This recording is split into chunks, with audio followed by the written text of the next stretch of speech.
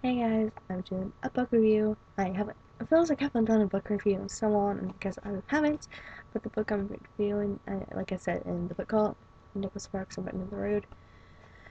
Okay, so I'm gonna read what the back says. Okay, who should I call this? Okay, Miles Ryan's life seemed to end the day his wife was killed in a hit-and-run accident 2 years ago. As Deputy Sheriff of New Bern, North Carolina, he not only grieves for her and worries about their young son Jonah, but longs to bring the unknown driver to justice. Then Miles meets Sarah Andrews, Jonah's second-grade teacher. A young woman recovering from a difficult divorce, Sarah moved to New Bern, hoping to start over. Tentatively, Miles and Sarah reach out to each other. Soon they are falling in love. But what neither realizes is that they are bound together by a shocking secret, one that will force them to re-examine re-examine everything they believe in, including their love. Okay, so 5 stars. Just gonna say it. 5 stars. It was absolutely amazing. Absolutely loved it. Um, one of the reasons why I really enjoyed it was stop, Tigger. Kind of annoying. Stop. Okay. Um, one of the reasons why I like this um book so much is because Nicholas had wrote in the like a few chapters um like it's in the point of view of the driver. And sorry, I can't like gather my thoughts. But yeah, a few chapters are in the point of view of the driver and of the hit and run accident. And you you kind of thrown off of who it was. I had my suspicions of who it was in the middle of the book, and I ended up being right. But but I was like, wait, it can't be him because of this reason. Um, but yeah, it was just sad of who ended up being. But well, you stop it. Okay, so I heard before I read this book, I heard The Guardian. Well, okay, I heard that A Bend in the Road was so much like The Guardian. Okay, I knew I was gonna enjoy this because if that had ended up being true, I knew I was gonna like A Bend in the Road, just because of that. Because I loved The Guardian. The Guardian is one of my favorite books by him. But did I see similarities between the two? Maybe a little bit. No, not really. Like maybe kind of the mystery part of who, like, you're trying to find who the driver is and everything. That's the only part. It was obvious who the bad guy was in The Guardian. So I find The Guardian more suspenseful. Um, if you've read The Guardian, you know what I'm talking about. But I found this kind of a type of trying to find who the driver is was kind of a mystery part. So you kind of play a detective type when you're reading it because you're trying to figure out who the driver was. But yeah, but other than that, I don't find them the same. But I absolutely loved this book, and my dog just barked.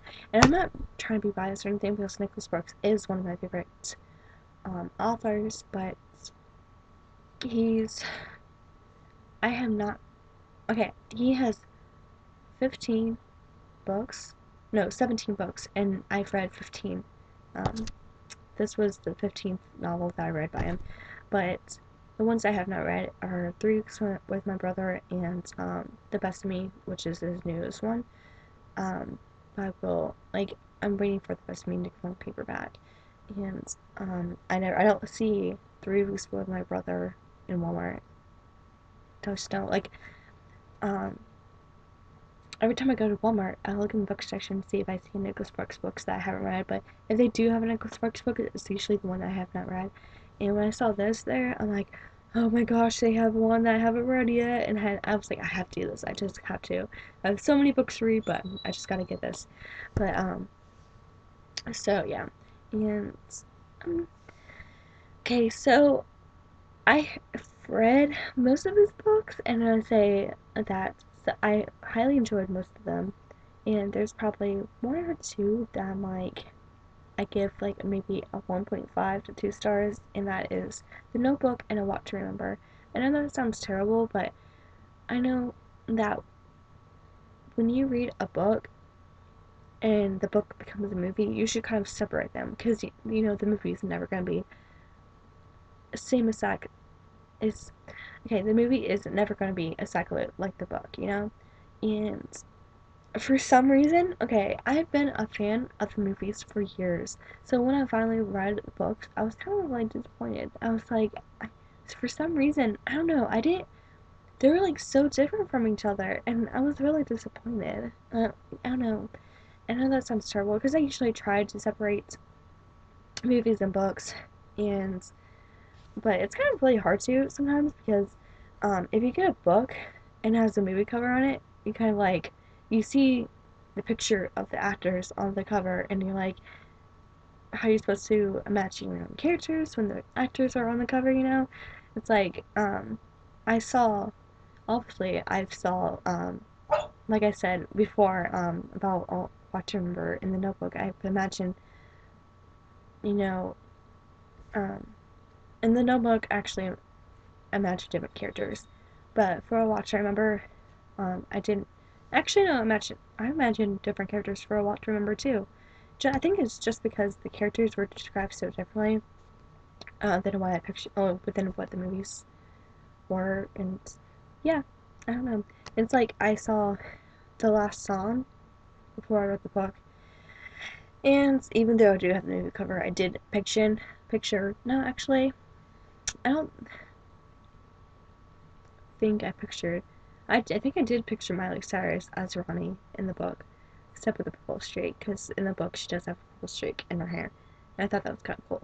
But anyway, I did enjoy the last song better in the book. I mean, better than the movie. But anyway, yeah, that was my review. It was I was talking about other books as well, but see, I was just trying to prove that I'm not biased just because he's my favorite author. So I did enjoy all of his books. Just throwing that out there. But anyway, so that was it. Bye. Well, let me know if you've read this too. And if, yeah. Okay, bye.